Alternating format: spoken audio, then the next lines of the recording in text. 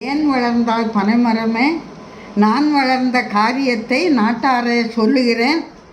பராமுகம் இல்லாமல் பட்சமுடன் கேட்டிருங்கள்.